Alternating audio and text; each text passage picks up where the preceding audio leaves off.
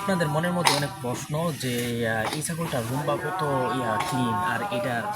এমন খসড়া গেলে মানে কি রুম্বাগুলো এরকম আলো গেলে তার একটাই কারণ হচ্ছে দেখুন অবস্থাটা দেখুন আর এটা দেখুন এই যে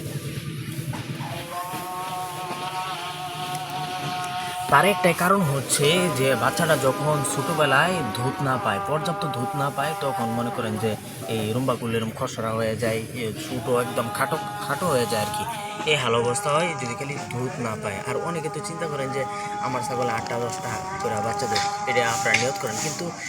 8টা 10টা শুধু খালি বাচ্চা প্রসব করলে হবে না, কি তাদেরকে